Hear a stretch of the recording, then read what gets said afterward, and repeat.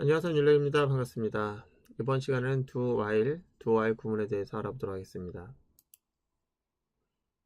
이거는 지난 시간에 했던 그 코드 내용인데요. 그 코드 내용을 잘 보시면은 조금은 비효율적이다 라고 생각되는 부분을 볼 수 있을 거예요. 어떤 부분이 비효율적이었을까요? PPT가 그 부분에 대한 것을 한정해서 보여주고 있기 때문에 눈치가 있는 분들은 아마 아셨을 겁니다. 이 노란색이에요.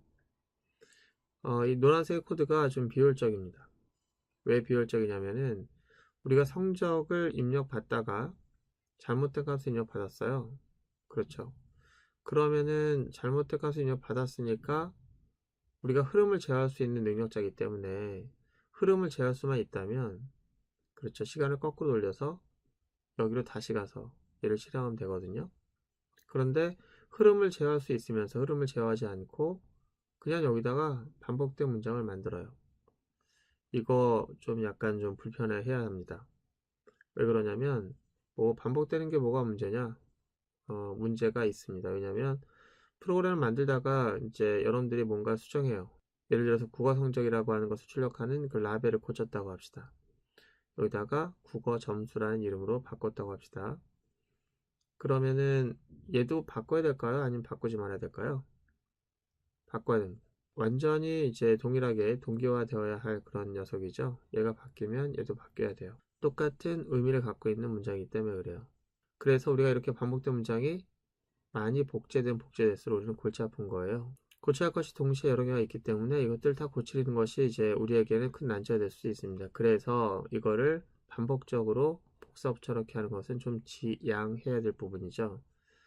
그렇습니다. 그럼 우리는 흐름을 제어해 가지고 이걸 좀 해결해 보려고 합니다. 그래서 while문에서 이제 우리가 조건 검사한 후에 그것이 참일 경우에, 참이란 얘기는 유효 범위가 아닌 값을 갖고 있을 때는 다시 입력받아야 되잖아요. 그러면은 흐름을 위로 가져가게 하려고 합니다. 위로 가져가게 하고 이걸 다시 실행하게 함으로 해서 우리는 코드의 반복을 줄일 수가 있는 거예요. 그럼 이걸 떼어버릴게요.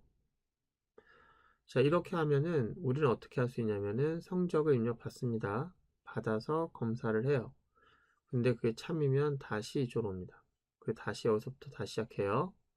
그런데 이제 아까 했던 문장과 지난 시간에 했던 문장과 달라진 부분은 에러 메시지가 없잖아요. 그래서 에러 메시지를 여기다 꽂아 놓게 되는데 조금은 비효율적인 것 같은데 어쨌든 조건식이 다시 한번 사용되어야 해요. 성적의 범위를 벗어났습니다 라고 하는 것을 무조건 쓰게 되면은 무조건 반복될 때마다 출력되니까 조건절을 또 쓰게 됩니다. 자, 이걸 써가지고 안쪽에 놓고 입력 받아서 출력하고 참이면 다시 가고 그렇게 하는 거예요. 이때 주의할 사항은 요거 세미콜론이 이쪽 꼭 있어야 됩니다. 이걸 빼먹는 분들이 계세요. 그리고 에러가 나면 잘 못 찾는 그런 경우가 있는데 세미콜론 꼭 쓰시고, 자, 이게 우리가 라인을 줄이기 위해서라도 얘를 또 올려 쓰는 경우가 많겠죠. 얘는 또 오른쪽에 쓰고. 자, 그럼 이렇게 한번 자, 그럼 우리가 예제 한번 바꿔볼까요? 자, 이번에는 전에 했던 예제에서 이제 좀 내용이 달라졌기 때문에 컨트롤 1을 복사 붙여넣기 해서 컨트롤 2라고 이름을 개칭하겠습니다. 2. 그리고 여기다가는 이제 do while이라고 쓸게요. do while. 오케이. 자, 그러면은 일단 이거는 닫고, 자, 이거는 닫아야겠죠. 열려있는 거 다 닫고 새로 이제 복사한 내용을 가지고 수정을 하도록 하겠습니다. 여기에서 이 부분인데요. 이 부분에서 좀 불편했던 부분이 있다고 하면은 이것이 반복되는 거잖아요. 이걸 지우겠습니다. 그리고 불필요한 추석은 다 지우고요. 이쪽 흐름이 여기에서 위로 올라가는 거예요. 그러니까 여기 입력받아야 될 부분이 이 부분인데 여기서부터 2가 되겠죠. 그리고 여기에서 끝나는, 그리고 이쪽 범위에 해당되는 이 문장은 위로 올라갈 건데 요 뒤에 있는 건 닫아주시고 됐어. 이렇게 되는 거예요. 그리고 얘는 들여쓰기 하겠습니다. 자, 이렇게 되면은 얘가 계속 반복적으로 출력은 되지만 왜 반복되는지를 사람들이 알 수 없으니까 메시지는 뿌려야겠죠. 성적 범위를 벗어났습니다. 근데 무조건 반복할 때마다 얘가 되면 안 되니까 if문을 써야겠죠. 그리고 얘는 종속 문장으로 만들고 조건식은 약간 불편하겠지만 반복됩니다. 어쨌든 이렇게 해서 만들게 되면은 전에 했던 흐름과 같아지는 거예요. 일단 보시면은 국어 성적 입력 봤죠? 확인하죠? 이거는 이제 2호 조건절은 이 메시지를 풀기 위한 거예요. 이 메시지를. 그리고 이 조건절은 이걸 반복할 것이냐 라고 하는 것에 대한 조건절입니다. 그래서 그 흐름을 갈 것이냐 아니면 그냥 넘어갈 것이냐 이런 것들이 뒤에 붙음으로 해서 아까보다 훨씬 더 개선된 그런 흐름을 만들 수 있게 되겠죠.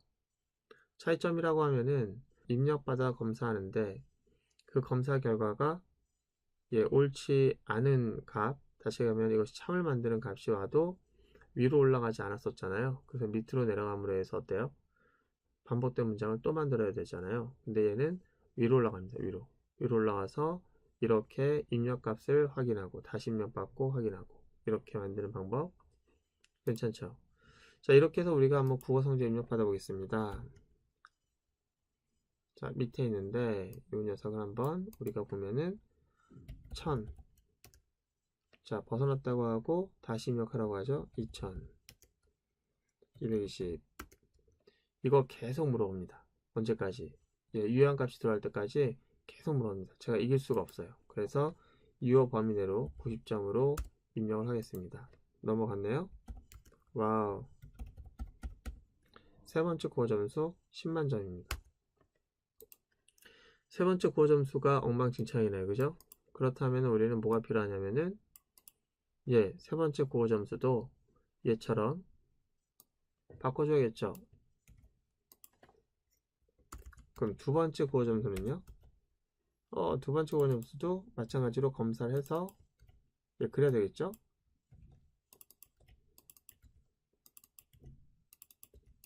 자, 이렇게 해야 됩니다.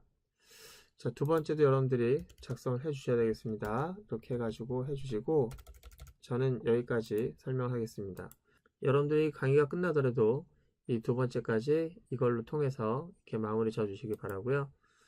오늘 고생 많으셨고요. 다음 시간에는 반복문의 이제 꽃이죠. 포문에 대해서 알아보도록 하겠습니다. 오늘 고생 많으셨고요. 다음 시간에 뵙도록 하겠습니다.